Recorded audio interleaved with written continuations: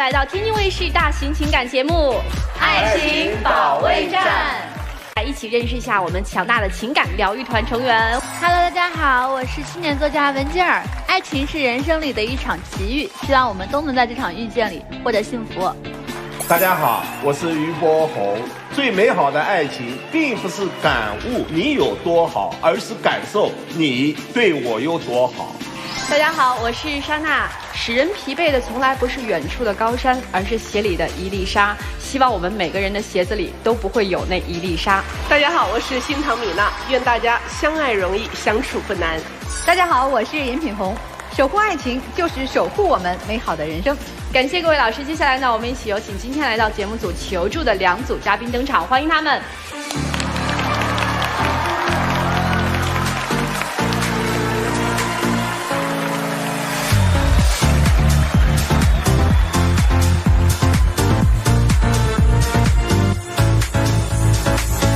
本期第一对情感嘉宾，童先生36岁，来自山东仓库管理员；林女士37岁，来自山东按摩师。他们遇到什么样的情感问题呢？我们现在已经离婚了，他总是打击我、嘲讽我，对我不够理解，不支持我的兴趣爱好，没有共同语言。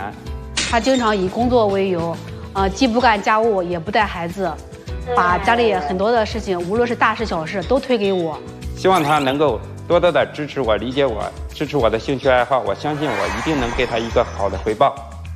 我希望他能够脚踏实地的工作，多花点时间陪陪孩子和我，共同经营好我们的婚姻。先来说一说二位现在的关系吧。我们目前的关系的话，我觉得现在保持现状挺好的，没必要再复婚了。因为我们现在已经离婚了。你们已经离婚了啊？对呀。哦，所以今天是谁主动想来的呢？是他想来的，他想一直缠着我，想跟我复婚嘛。我就感觉现在的状态挺好的，没必要再复婚了。哦，搞明白了，一个人要来复婚，一个人不同意复婚。那行吧，那咱从头说说吧，为什么会导致2个人走到离婚这个地步呢？是这样的哈，老师，他就是经常的熬夜写作，就是晚上不睡觉，白天呢11、2点到饭点他不起来吃饭，我做好的饭他也不吃。就是我们就不像正常的夫妻生活似的，就是晚上你就说是你该休息的休息嘛，你白天你该就是一起就是吃饭啊、逛街啊什么的，他都没有。这个就是会导致你们离婚的最大原因吗？就因为他不起床？这只是一方面。冒昧问一下，大哥您是写什么的？我结婚后啊，结婚之前我都是做自由撰稿人，给一些企业啊。写一些可行性分析报告啊，商业计划书都是自己来接单。这不叫写作吧？这叫写文案。对，写文案工作。我以为是作家的那种。我也以为是。我本身啊，是有这个文学的一个理想。平时啊，写完这个商业计划书啊，我还有闲暇的时间啊，来给自己充电啊之类的，就是为了。一边是脚踏实地，一边是仰望星空。哦，就是还是有写作这个当作家的梦想的，对吧？这不是挺好的吗？有梦想，然后还能脚踏实地的挣一份自己的应得的一些报酬啊。我也跟他沟通过，我说你这个作息的时间你不能改一下嘛，不能就说是老是这样，晚上不睡觉，白天基本上就反锁在屋里面，自己就是闷头干自己的事情。我们白天就是很少在一起吃饭，然后也很少沟通交流，我很不满意这一点。因为刚结完婚啊，那几年确实是挺忙的我也想去做改变，但是有时候晚上写作啊，也有灵感去写这些给客户要求的这些东西灵感丰富一些，形成一种习惯了。当时，这我问一下现场2位作家老师，就是这个您们写作都是必须得晚上吗？我以前的话会习惯晚上。对，也是熬夜不起床是吗？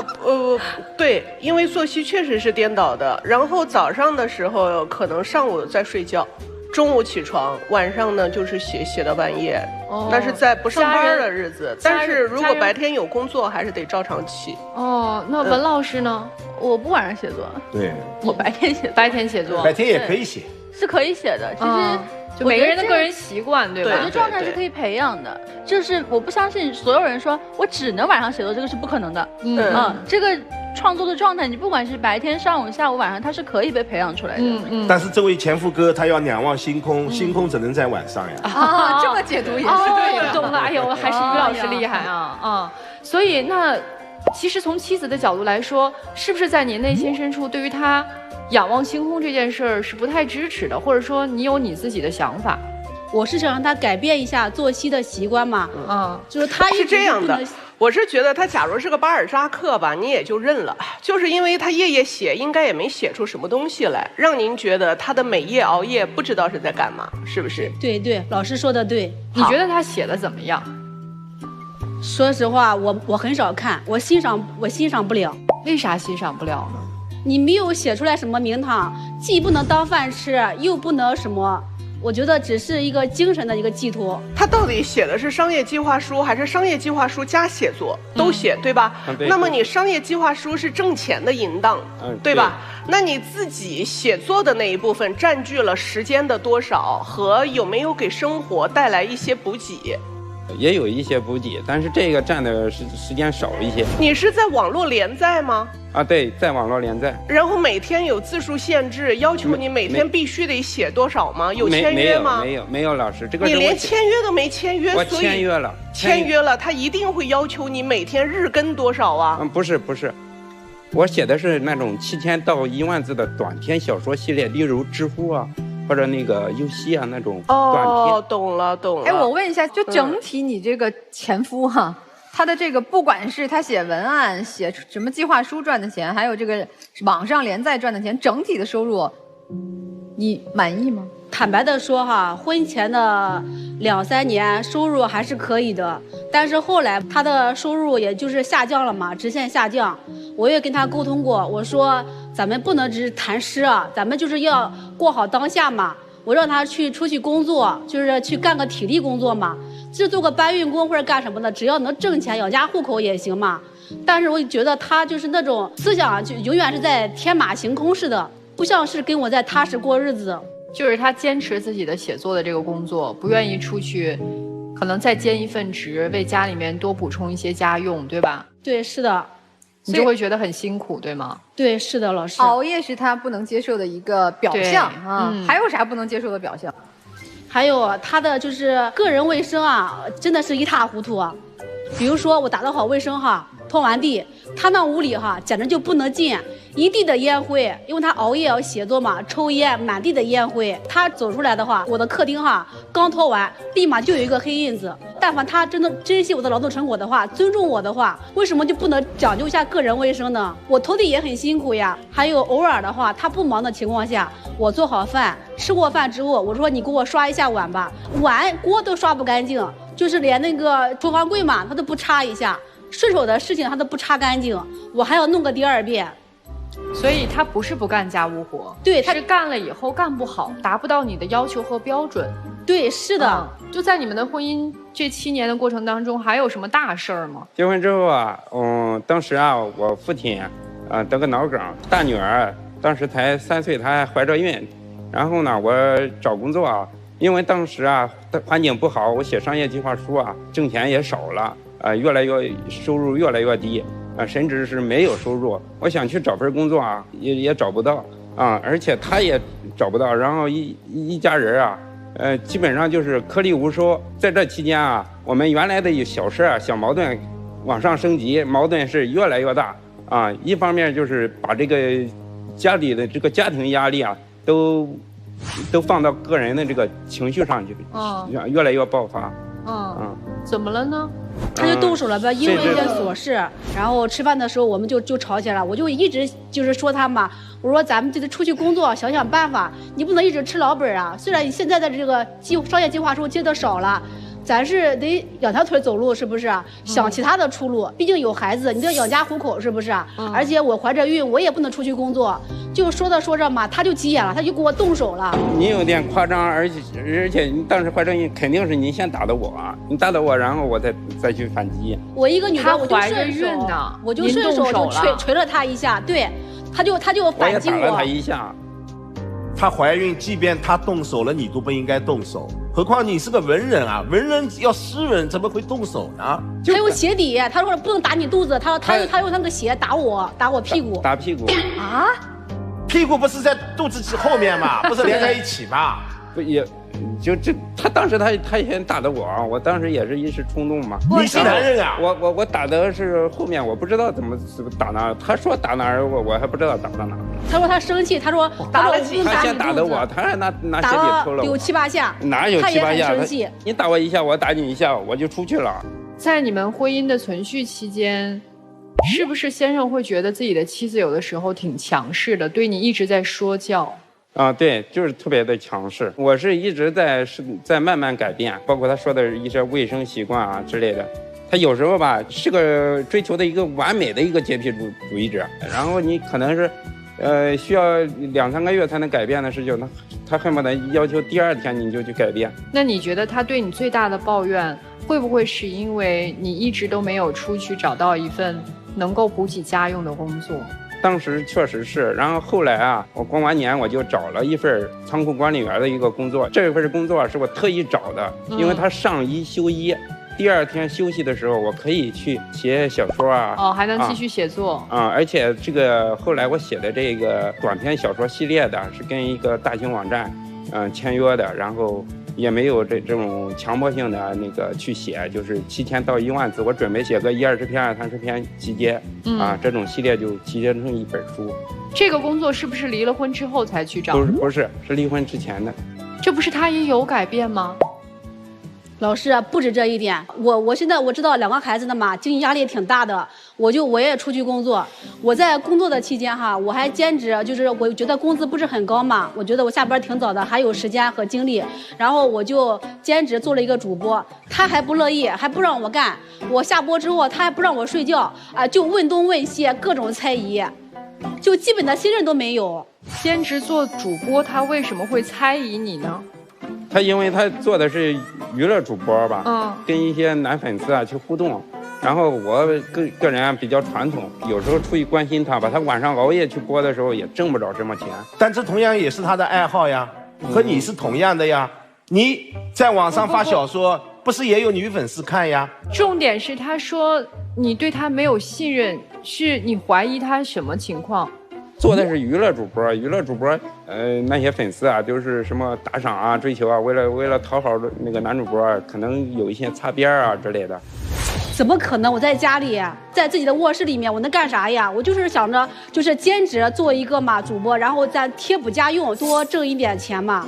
他就是不换位思考，你做什么，我就觉得能理解你。你看你的小说也有，就是像老师说的，也有女粉丝看，对不对啊？为什么我做这个就不行呢？本身就不投资什么，在自己家里面，我只是做一个兼职来做的，啊，就各种说你熬夜，你挣不到钱，做它干嘛？各种打击你，啊，从来没有说支持过你的话。比如说我在工作中哈，我现在我也工作了，有业绩的考核嘛，我有的时候跟他说哈，我说我现在工作压力很大，然后有业绩考核，完不成的话，老板也会说你什么的，还有同事之间的竞争也会跟他说嘛，他就不理解你，他要不然就保持沉默啊，要不然就说那你别放在心上，就一句话就完事了，从来没有说在工作中给你一些积极的建议，或者是给你一些鼓励什么的。哎，你对他不也是这样吗？老师他对我也是这样的。他在写作的时候，你连他写的东西都不愿意看，这不是一样的吗？对呀，但是后来他不做这个那个娱乐主播的同时，我去做这个拍一些文学的段子啊，做的一些搞笑的文学段子，然后也有一些女粉丝啊，经常的跟我互动，而且还在上面买我带货啊，做汉服，有一些粉丝也会喜欢上我的这种，这不是蛮好吗？哎，等会儿于老师，他不让他去跟男粉丝接触，那你怎么能跟女粉丝接触呢？你这不是严重的双标吗？对呀，但是女粉丝我是走的是传统路线，那他不传统了？哎，这还分传统和不传统？您给我解释解释，什么叫传统，什么叫不传统啊？不传统，我觉得吧，他就是有时候大晚上的在上面就是有一些擦边啊之类的话。他说我开玩笑，做娱乐主播就不正经，他做文学就正经了。您这个话我不认可。我没说过。如果说他擦边，他会被平台关小黑屋的，是不可能的。平台也有监督的呀。他经常有时候还说他是单身，他没扯离婚证之前，他说他是单身。这说了没有？这个就开玩笑的口味。这不能开玩笑。哎，你们俩你们俩是因为什么具体的事件就去领了离婚证啊？结婚7年了嘛，然后各种的矛盾也在一起，包括带娃育娃的方式，我都跟他说了。我工作期间他在家就是比较清闲的时候，我说你带孩子，陪孩子，带孩子去公园去溜达溜达嘛，增加一下亲子的这个关系嘛。他出去一会儿就说累了，半小时就回家了，要是累了也不带孩子去溜达玩，要不然的话在家里刷手机，孩子呢就在家里面看电视。就那样放手不管，就这样带娃，我觉得谁都可以带娃了。让你个父亲干嘛的？你的角色是干什么的？你多给他一些陪伴。现在大女儿说实话，她性格就很内向，就不怎么爱说话。我就说没事，就是住楼房嘛，本身就是跟人交流的机会也很少。我多带孩子去公园去转转，去玩玩，去陪孩子，让孩子就变得开朗一点。作为一个父亲，他没有做到位过。最后导致你们2个人去领那张证的导火索是什么？生活、工作各种压力，没有具体的事件，就是突然都说咱们俩就离了吧。对，经常的吵，因为一些小事吵，然后2个人一上头，然后就说打证去，打证就到民政局直接就撤了。对，你们2个人现在分开的状态是离婚不离家吗？对，还住在一起是吗？对。那为什么没有分开呢？因为为了孩子考虑。他说我对孩子陪伴少，因为我当时结婚后，那3年的时候因为那个客户要求的比较急，我确实也挺忙，对孩子陪伴少，我觉得也有亏欠。后来这个孩子上学之后也长大了，然后我现在这个时间也宽裕一些了，然后包括他现在的这些功课都是我来辅导的。好，今天呢，先生带的是诉求是希望和前妻能复婚，但是前妻觉得现在这状态挺好的，咱们就保持吧。那您既然说想要复的话，您觉得您在分开的这1年当中做了什么改变和努力？对刚才说的一个是对孩子的这个陪伴上，第二就是一边是脚踏实地仰望星空这一件事上，我特意找了一份这样一个仓库管理员的上1休1的工作我可以有充足的时间去写我的这个小说，然后拍一些文学的段子。也就是说，您现在有一份稳定的收入了。对第3点就是离婚后他到外边，我有时候我在公司住然后2个人见面少，吵架的次数也少了，有时候这个感觉就是挺轻松了，然后对他的原来的那个怨恨之类的就减少了。您对他以前的怨恨也挺大的是吗？对。你对他的怨恨是最主要的是什么呢？第一呢，就是他经常的爱嘟人一点小事说1句就行了呗，他就会一直的说下去，一直的说下去，爱唠叨。第2个呢，就是他不理解我，不支持我不理解不支持您的工作。对，那在女士看来，你觉得他这3年的改变有打动到你的地方吗？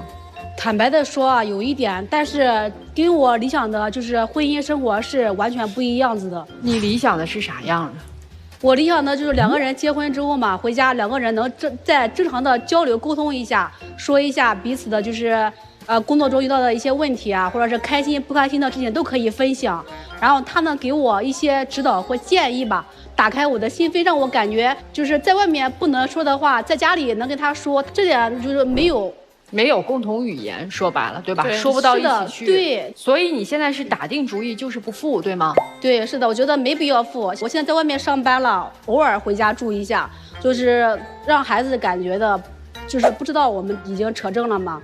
我觉得这样关系挺好的。等我现在孩子他带，对，所以你眼中这个带孩子带得不好的男人，却承担起了2个孩子的养育责任。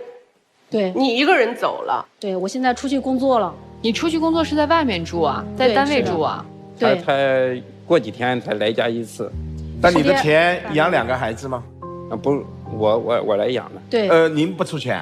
我出钱。您每个月给多少抚养费？1500。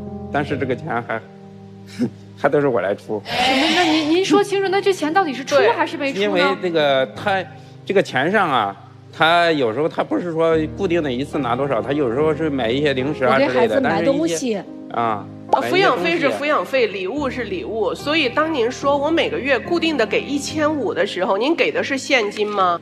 不是现金，就算在就是家里面的，就是买东西，给孩子买东西，给家里买东西，因为我现在不在家住嘛。那也就是说，您的这个前夫虽然前半截听上去很荒唐，但是后半截他做的其实很靠谱。而且他们2个孩子多大年纪，先生？一个是刚上1年级6岁，一个是刚上幼儿园3岁。那你白天要上班，怎么管孩子呢？一个人带啊？我爸爸妈妈。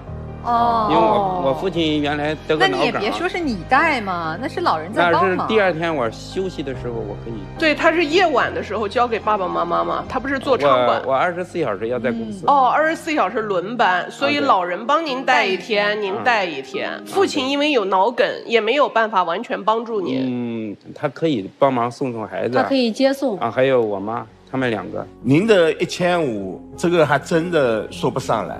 你不可能每个月给孩子买的东西都是同一个价吧？因为有一个很大的开销，就是2个孩子上学都是需要费用的呀。对呀，这是一个大的支出啊，吃穿用度还要上一些兴趣班之类的。说的难听一点，这1500连孩子们吃可能都不够，2个孩子1个月光吃饭都不够，何况不是现金啊。对，您现在1个月收入多少？3000多4000左右吧。先生现在1个月能达到多少的收入？仓库管理员的工作是稳定的，是4000，有时候还有一些兼职还有一些会接一些小的一些企业简介这种商业写作，可能也不稳定可以补贴一些家用之类的。我怎么听起来这个先生现在还是挺踏踏实实的？对，这星空其实先放到一边了，我还是放到第2位了。把脚下的这个6便士咱们给他先转起来。而且我还倒是女士现在的不是仰望星空了，是仰望了旷野。她是放飞了，放飞了。我首先表一下观点，我觉得你俩不要复婚，就是这个婚没什么好复的。为啥？就是我觉得这个男嘉宾就是你的心理状态是有问题的。你不是科班出身吧？肯定不是吧？不是，因为你没有科学的、系统的去学习过应该怎么样进行原创型的创意写作。你不要觉得说你签了什么网站你现在有作品发表什么，你就觉得自己是一个作者的状态了。其实不是的，一个作者的状态是你从根儿上发出来的东西，就现在这个状态是不对的。还有一个就是您确实欣赏不来他的东西，就是他作为一个创作者，他作为一个表达者，他是需要被鼓励的，他是需要在鼓励中去创作的，这个氛围您是给不到他的。还有一个就是你们俩现在不是有孩子吗？我觉得有孩子就很好，很好，就是你们就是爸爸做好爸爸的事情，妈妈做好妈妈的事情。复不互婚这个事情，我觉得首先是要建立在你们2个互相彼此相爱，然后才会给到那个孩子们的正向的表达。如果你们互相都不相爱了，你每天活得那么压抑，我觉得没有必要。你首先是你自己。所以我觉得没有必要复这个婚，从事业来看，从感情来看，我觉得都没有必要。摧毁一个男人的，有时候往往不是生活当中的苦和累，有时候就是一个妻子的不理解。作为丈夫，我问你一个问题，你承认和妻子之间没有共同语言吗？有共同语言。妻子，你认为你和丈夫之间有共同语言吗？我觉得我们沟通的有的时候不在一个频道上面。婚姻中没有共同语言，往往会成为离婚的元凶。即便不离婚，2个人也是同床异梦的婚姻。我并不是拔高所谓的共同语言，但是共同语言就是相互之间能够理解，但是你们做不到。所以在我自己的感悟当中，我尊重你妻子的选择。这婚肯定是复不了的，先生，你死了这份心吧。我告诉你根本原因是什么，根本原因是你的前妻她根本不爱你。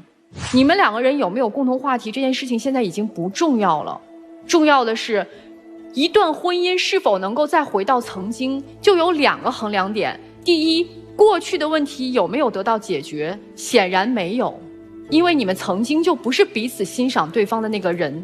第二，我们之间是否还有爱？显然也没有。可能你对他有感情，但是他对你一点留恋都没有了，所以怎么可能复得了婚呢？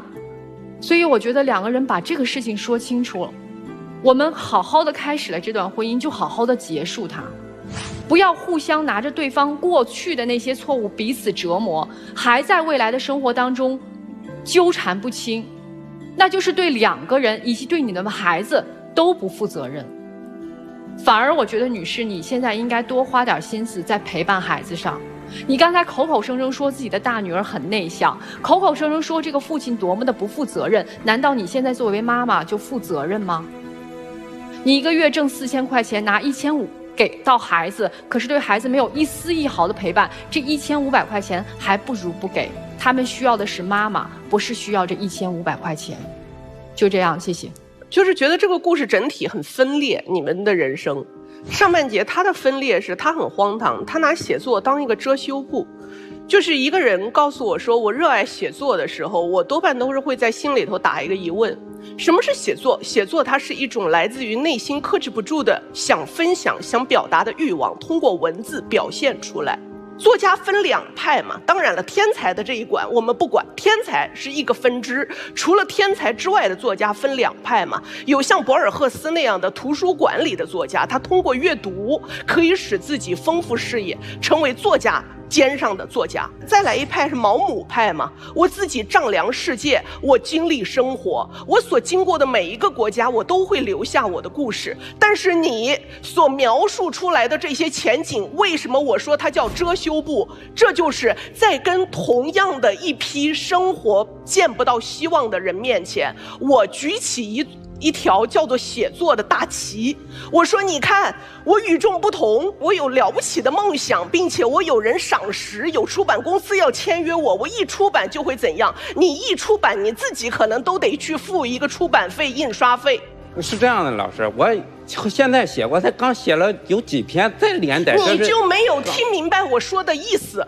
当你一个人说我热爱写作，那他一定成不了作家。所有的作家都一定是我热爱阅读，我热爱生活，我热爱文明。你一定是先热爱了别的，再通过自己拥有文字表达这个能力把它表达出来，才叫作家。但是我在抖音去拍段子的时候，也收获了不少的女粉丝，他们这些读者很认可我。读者和粉丝是2回事，你懂吧？就是我的读者也是我的粉丝，人家都买我的汉服，还认可我。因为你现在从这个赛道的时间太短了，你只是看到了你迎头这一点点的红利期而已。就是这个赛道没有你想的这么好闯。我刚刚开始写了几篇，我就想告诉你的是，接下来你的人生不用说我热爱写作，请你好好多积累。对于你来讲，因为前半节都说了，你的分裂在于你用一个写作来作为自己人生里头其他不如意的一个大旗，一个粉饰。我在仰望星空，我一开始刚说了。您别仰望星空了，仰望星空有太多人了，流浪汉也得仰望星空。草上那个草地上吃草的牛和马抬头的时候，我也看看星空。而且当时星空是给任何有眼睛的人准备的。你仰望星空不见得就高级，别人脚踏实地不见得就没有出路。您后半场做得很好了，后半场是指妻子离开之后，你和家人协助带娃，努力工作，这一部分非常好，请你放大这一部分，才是能够换回你的老婆的唯一可能性。听得懂了哈？否则你的仰望星空那一套，你只能够说给那些文学少女听，你老婆不是文学少女。我的粉丝群体都是退休的老太太。不要争了，您看您和米娜老师一争辩以后又原形毕露了，就是你妻子早就看到了，您就是这么个人，您现在还执迷不悟，还沉迷在那里，痴迷在那里，你没有真正醒，是要活要生存。他现在是离婚以后是一种倒逼。其实在我看来，你们是个非常简单的故事。就是2个谁也不爱谁的人生了2个孩子，所以还复什么婚呢？女士，其实我觉得你比他还自私。就是在关键时刻，至少他还像个男人一样，好，这2个孩子我抚养，我甚至还拖上我的老父老母身体抱恙的家人，我来抚养2个孩子，我没有在关键时刻撂挑子。人家现在怎么了？人家现在挣着那份钱呢，抽点业余时间去做一点自己喜欢的事儿，就算是仰望星空了，他也在往前走啊。你呢？你都退回到结婚之前了，你当你没孩子了。其实我很生气，我不是气他，因为我也不太懂写作啊，而且那是过去式了。过去他气人，让我们2位作家老师都去指责他过去的不当行为。对，但我看的是今天，对，我看的是明天。你比他差多了，你正经不如他。人家在最家庭条件差的时候，行，我咬咬牙，我不写作了，我先暂停一会儿吧，我去挣这份24小时的这个仓库员的钱吧。人家做了，你做什么了？你做的就是推卸责任、逃跑、甩锅。你别说你不像个妻子的样子，你像个妈妈。没听说过2、3岁的孩子妈就走了，不回家住。你说我工作性质不能回家住，那你像他一样啊，你找一个倒班的呀，你熬自己啊。我熬24小时，我跟我老公倒班，我带1天孩子，他带1天孩子，你吃得了这份苦吗？你这前夫是仰望星空的，你现在就是放飞旷野了，旷野无限的广阔，你还年轻。你知道你离开这2个孩子，你还有人生。你如果愿意去做这样自私自利的人，我告诉你，你也走不远，也没人会爱你，也没有人愿意再和你成家。所以我劝你啊，咱不着急复婚，复婚肯定现在不靠谱。你先回去，带2个孩子，陪着他们，找一份能够既养孩子又工作的这样的生活方式。怎么就不行？我们不都是又工作又养孩子吗？谁就为了工作就把家抛了，把孩子抛了吗？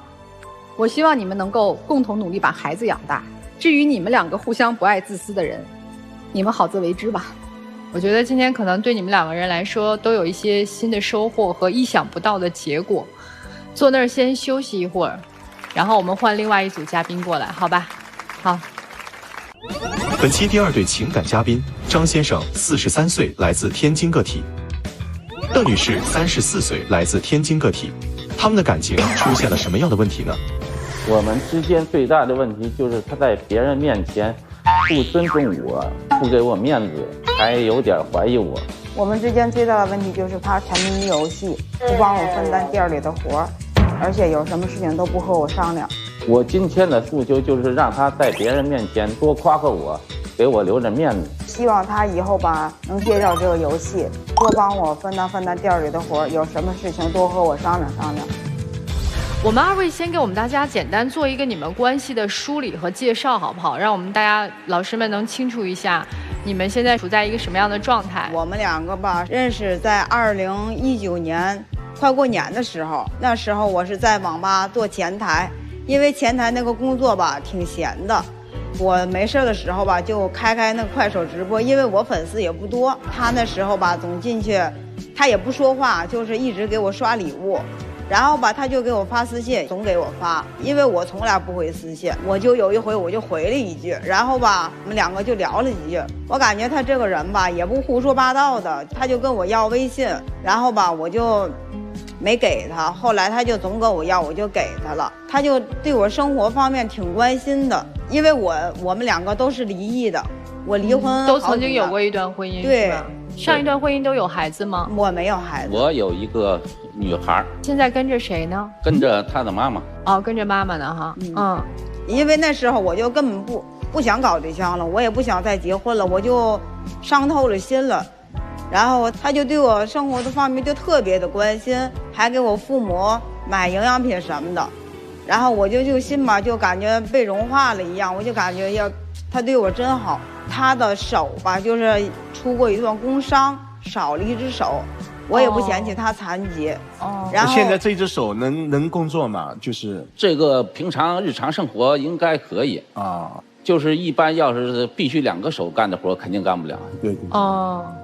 然后我们2个结婚也没有彩礼什么的。你俩谈恋爱谈了多长时间就结婚了？9个多月吧。结婚的时候双方父母家庭同意吗？同意，都见面了。我妈妈刚开始我一说她少了一只，我妈的心就颤了一下。然后我爸爸就说不在乎这些，以前那个长得好，说什么什么都好，说对他也不好，说有什么用啊？说咱也不图钱，就图人。挺好的，2个人又重新找到了新的归宿。对，然后我们结了婚以后吧，条件也是非常的不好。我说咱们干点小生意吧，我就跟他干早点。我就感觉吧，结了婚以后吧，就不像结婚之前那样了，他就沉迷于游戏。我以前就是玩游戏挣钱的，哦，靠打游戏为生。对，因吧为我这个不方便嘛，不好找工作，所以我就在家里玩游戏挣钱。问题你现在玩的游戏它不是挣钱的，玩上了就下不来的那种，人家队友就不同意，人家来客人吃饭了，他也不抬头，就低头玩手机。就这个店就是你一个人在打理，然后他基本上他就是帮我打下手，我就是帮忙，对，帮我打下手什么的，弄点水呀、刷刷碗呐什么的，我可以干的活吧。他干的那个就是来了客人，他也不抬头，我有时就喊他，我说你干这个干那个，他就说他就玩手机，他这样低头，等会儿，就一直说再等会儿。你说人家顾客等你吗？对呀。有的时候人家顾客就说没事，大哥，你先玩，等你玩够了再给我弄。人家客人那的话也不是好听的话，客人说这个话已经是最大的反感了。主要是什么呀？以前干这个工作干的吧，好像就是有点上瘾了，好像戒不了一样。就是后来我病了以后好了之后，就是我干不了累活了，我就选择了又干串香，干夜宵了。就是我们晚上夏天都是在我们店门口出摊儿，我就跟他说，我说你给顾客炸2个烧饼，顾客需要烧饼。他因为玩游戏玩的那个烧饼就是油的起火了，在那窗户缝里面往外冒黑烟，我就进去一看，2个屋子都是烟，着火了。因为当时他的精力全部在这个手机游戏上，不抬头，就是不抬头。那你身体不好呢？他能照顾到你吗？我就是去年就住院嘛，2个腿就站不起来了嘛。医生说我是贫血，还有这个低血钾，就是总熬夜造成的。然后就是我输液嘛，都没有液体了，他都不知道。我喊他也听不见，就是还在那玩游戏。就是我慢慢坐起来，就是按的那个铃，就是把护士喊来的给我换药。他就坐在旁边陪床，他也没发现你液体没了。对，他确实是在陪床，但是他是在玩游戏了。不，我都听不下去了，你咋了，先生？娶了这么一个好媳妇儿，愿意辛辛苦苦的干，你怎么就不能抬下眼帮他一下呢？我现在都觉得上一个丈夫都还可以。啊，对呀，这哪儿出问题了呢？也在慢慢的改变吧。不过那个东西好像当时一下戒不了，就我都听不下去。怎么像抽烟一样？现在孩子都在戒网瘾，你何况是一个成年人，是一个丈夫，这是理由吗？说戒就戒的东西。哎，您怎么没有把游戏作为自己的一个职业啊？那比如说有游戏代练啊。以前我就是做游戏代练，不过他不喜欢那个电脑这一行业，所以就一直没有做。再说了，那个必须得有投资嘛。我们俩现在挣一点钱也不容易啊。您过去不就是有设备吗？不然您过去也不可能挣到啊。不干了之后，那东西都卖了。那游戏代练您做不了，还有游戏陪玩啊。我们现在一干这个生意嘛，我不可能总是有时间玩。没有啊，听您妻子的描述，就是您忙的时候也在玩，闲的时候也在玩。就是玩上就是停不下来的那个东西吧，你一玩上吧，就停不了。我再问一个很严重的问题：玩游戏是要充费的。对。就是你们本来经济条件就不是很好，这个店又开得很辛苦，你往里充钱吗？充过钱。有一次我给他钱，我说给你钱，你去买2身衣服吧。然后我给他的钱，他就都充了游戏了。这个不仅是不从游戏里面赚钱，还是在往游戏里面再投入的，对吧？对，我就特别反感这个游戏。我们结婚以后吧，真的是什么都没有。我就说我自己干个早餐店，我就是挣钱，然后我的身体根本就不允许。我每天的腿啊，其实就是跑了这一天嘛，来回来去的客人要这个要那个，我的腿都是肿的。其实我都是强撑着自己的身体干了这么多年，我就寻思吧，他这一个手吧，在厂子吧，人家有的吧也不愿意用，我就为了我们这个日子本，有的时候吧，生意在淡季的时候吧，我就特别愁，我就爱在网上。就是搜索哪个美食好，哪家美食好，我就学习各种美食。你像什么卤煮啊、水爆肚，我都会做。包括现在我们家所有的基础配方都是我。我就有时候问他，我说店里没人，你愁吗？他说那有什么愁的？你不可能去大街上喊人家吧？他当然不愁了，因为有你这个后盾在给他支撑着呀。你不是天天在想招吗？所以他不用对，我就脑子很乱。我每天，我包括现在，我晚上睡觉必须得吃安眠药，要不我就睡不着。你除了对他打游戏这件事不满意，在婚后你对他还有什么行为特别不满意吗？他爱看那个快手嘛，爱给人家女主播评论，打给赏吗？刷礼物，还刷礼物啊，打赏啊？对，你哪来的钱哎？妻子多不容易赚点钱啊！那个平时他给我的那零花钱，有的时候没花就什么的，买衣服什么剩下的。妻子给你的零花钱，你去打赏其他的女主播？也不是经常打赏，就是偶尔性的。有一次我们回家嘛，他就一去卫生间就一蹲2、3个小时，我都听见了里面女主播说欢迎谁谁谁大哥来。你要是对人家不那么热情，人家能欢迎你吗？我就想过很多次离婚。我说我天天那么累，你一点也不理解我，你也不心疼我。我说我图的什么呀？他就说哪个女的不干活啊？女的吧，当然也应该干活了，对吧？那哪个男的不赚钱呀？啊，是啊，我也是。那有几个像我那么累的呀？黑白的呀？我也在帮他干，不是我一点活也不干。你什么叫帮他干？你自己没有分内的活吗？对他总是说，就是以前我的活就是帮店里弄水、刷碗，别的活我也干不了啊。我们并不是说您失去一只手，有很多活干不了。妻子的要求很低啊，放下游戏，能帮的力所能及的帮他一下，这要求高吗？我知道不高，不过我就是有点一时半会儿戒不了。现在我听到这儿无赖的表现吧，我就戒不了。你怎么着吧？我就给您点评一句哈，我打断您一下，我听了他半天，他是有点飘，所以想帮他落地，但您就是坏。坏这个事儿，我还真没有信心能帮您变好。没辙就哈。对，哎，还有什么大事想跟我们倾诉的吗？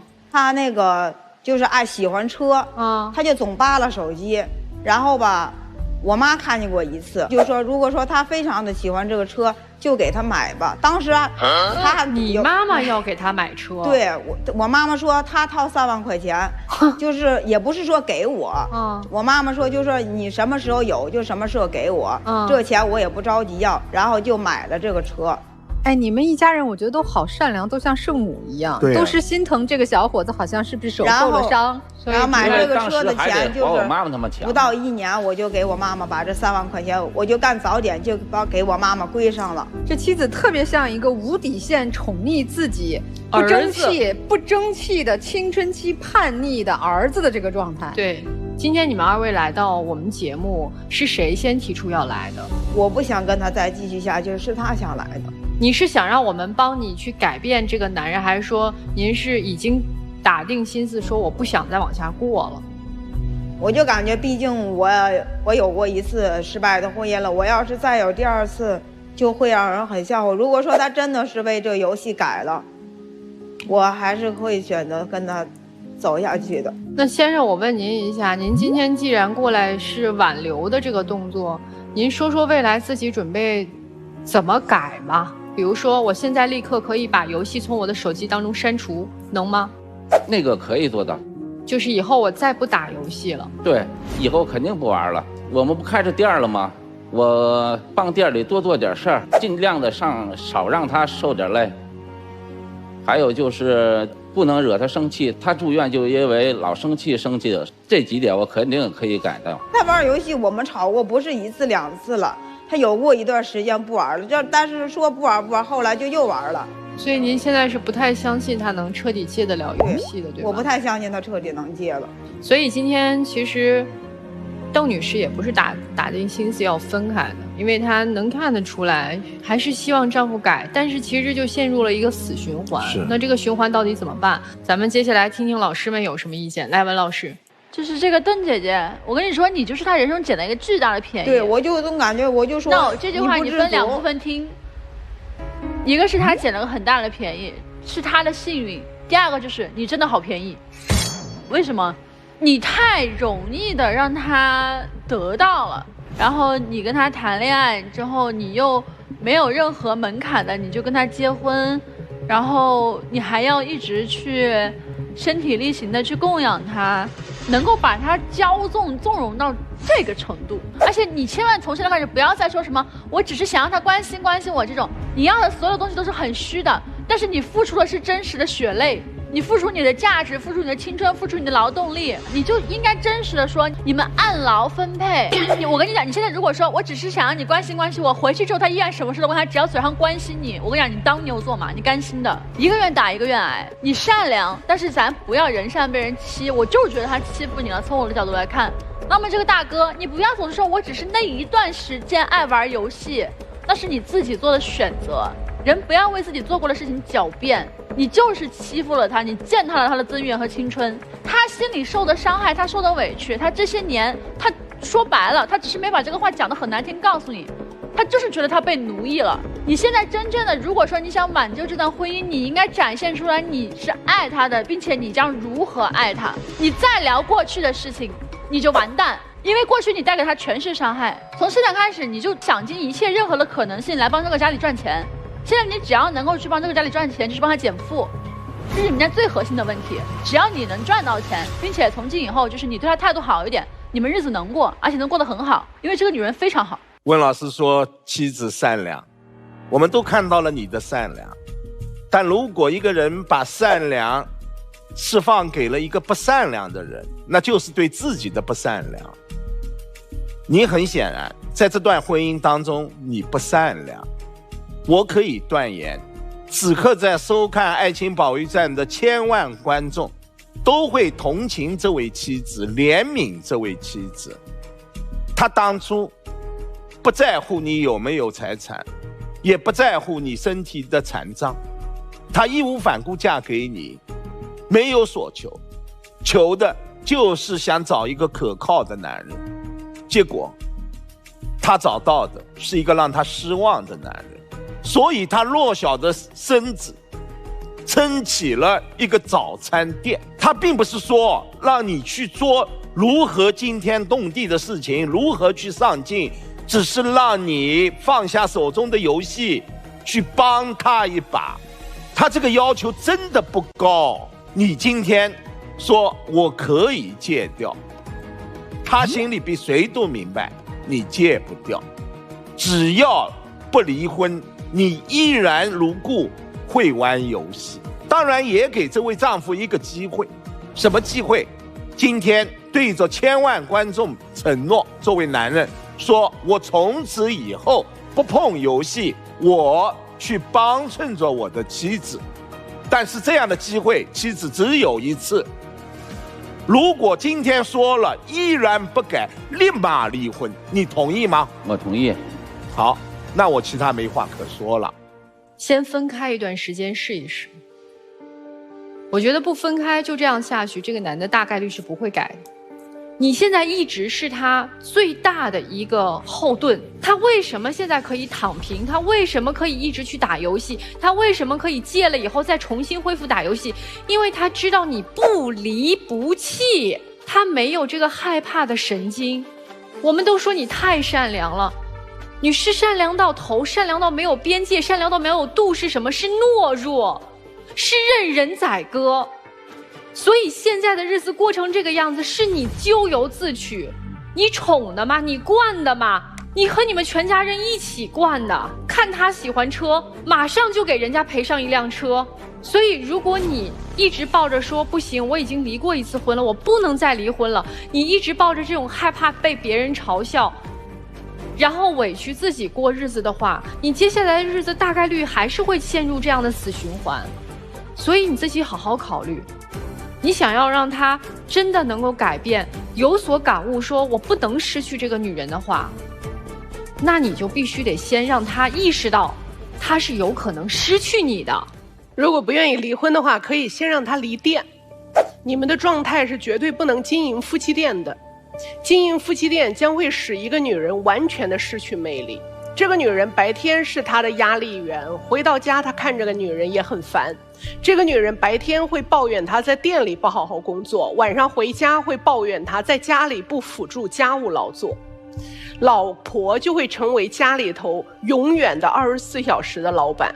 但是男人们天性讨厌这个，而他呢，就像因为已经失去了一只胳膊，他的内心是受伤的。这个内心的受伤很容易一搓就疼，疼了以后就开始自我包裹，自我包裹之后，他进入到一个防御姿态，你说什么他都不听，我不听就可以不受伤，所以哪怕你不是要求我做事，而是向我求助，我都不听。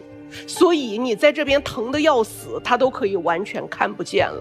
你可能也没有意识到，你平时也伤害了他。所以必须得结束夫妻店。你就回归到每天他下了班能看到的那个温柔女人，他就会又恢复起能量去爱你。他白天让他自己想自己的方法，做自己的营生，别在老婆面前晃了。剧里能够帮你们彼此产生美，也能够让你们对彼此的人生都还充满一点点期待。咱就不说先离婚了，我的建议就是先拆伙。我这么听起来，你不是他真正爱的那个人，是你自己营造出来这样一个人，他很爱我，我不嫌弃他，我嫁给他。所以你真正的问题，你们今天走到现在这个地步的核心问题是你自我认知太低，价值感太差。你以为我嫁给一个没钱没彩礼，还要我们家倒贴借钱给他买车的一个身有残障的男人，你就会获得一生一世安稳的爱了？能吗？我们采访过很多这样的组合，就是一个身有残障的朋友娶了一位这个身体健全的妻子，夫妻相爱，我们都羡慕的要命，就是可能比我们都忙忙碌碌芸芸众生这样的爱情还更浓烈更甜蜜。因为人家感恩啊，人家知道自己可能和身体健全的朋友多少有一点不一样，所以加倍的呵护他，爱他，甚至更要争口气，我得做得更好，我才能够还我妻子爱这一份心。那你嫁的人呢？你要提高自己的价值感和认知，你才配有好的生活，否则你一辈子像一个奴隶一样伺候别人，自己流着泪，边流泪边干活。为什么要过这样的人生啊？先生，我说一下你啊，我觉得你一直没有在现实生活中找到自己，其实是一个挺精神的小伙，长相也不错，你为什么要放弃自己现实生活呢？为什么要沉溺到网络当中呢？你只有在网络当中才能当大哥吗？你原来可能曾经受过创伤，无论是身体上的还是之前婚姻情感带来的创伤，但是你身边有这样一位女人，你完全应该重新点燃你生活的勇气。如果你珍惜身边的妻子，你就站起来好好和她生活，放下手机，回归生活，真爱妻子，真爱自己，你才能有幸福的生活，好吧？接下来我们两组嘉宾都先回到转门后，想一想待会儿是否要出来，好不好？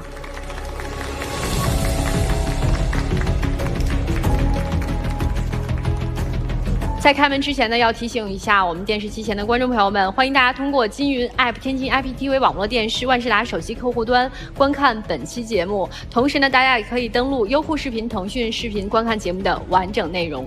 各位老师，咱做个预测，童先生和李女士这个离异的夫妻是否能再重新在一起呢？我认为可能性真的不大，这个妻子不会出来的。我觉得会出来，会出来，不会。我也觉得会出来，我觉得他们俩还是有一定的感情基础的。但是有一点，这个妻子她内心的这种失望，不可能我们劝说以后她就能够。她看了第二对夫妻，觉得自己老公还行，一比较，哎，发现还不错。今天这个还真是现实的一个教育啊！所以看看他们两个人是怎么选择的哈。来，我们一起揭晓答案，3、2、1，请开门。哎呦，正在，你看手牵着手嘞，十指相扣呢，可以可以可以。哇，这毕竟有一双儿女嘛。啊，妻子是自愿的吗？这咋不是自愿？这还能强迫吗？经过对比发现，我们家男人还是可以。就是咋想的呀？我就想为了孩子嘛，然后给孩子一个温暖的家庭。我也希望他能写出来一些，就是什么东西，无论是鼓励他吧。然后先生，我要跟你讲一下哈，我从生完孩子之后，我写的很少了。我现在有2个小朋友，老大已经有12，快13岁了。这13年来，我只出版了1本书，这比我年轻没有结婚的时候的速度已经是不知放慢了多少。为什么？因为要带孩子，孩子要应该占据人生主要时刻的时候，我们的确拿不出整块的时间写作。再想熬夜，再想说我完全可以不管家里的其他成员的生活规律，那都是挺自私的。您要么选择做一个孤独的创作者，要么你得为家庭成员考虑一下怎么调整自己的一个状态。而表达这件事情，写作这件事情，只要活得够长，啥时候都能写。可是孩子的成长只有这么几年。就你们俩之前，我觉得都是自私和不够爱的。从今天开始，翻掉过去那一篇，咱们好好相爱，互相包容，互相支持，我觉得是可以过下去的。总之祝福你们吧，有2个孩子多好啊！来吧，接下来我们把这个时间交给你们2位，抱抱对方吧。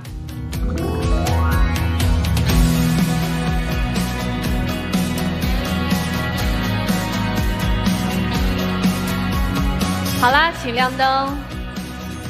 谢谢你们，谢谢你们啊！感谢你们来到我们的节目，来这边请。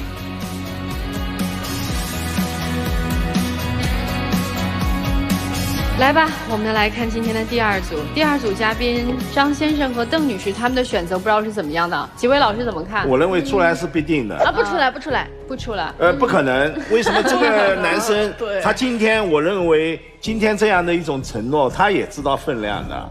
他怎么也得留住，这老婆多好。如果不珍惜这么好的老婆，以后就没有第2个了呀。我挺希望这个女士不出来，不是让他们散伙，是你不出来给他一个警醒。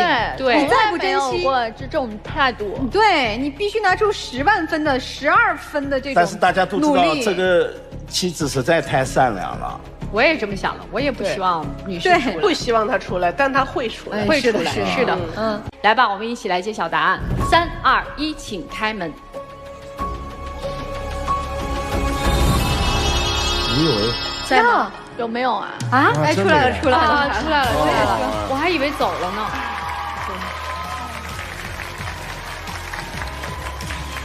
对呀，他哪里肯撒手啊？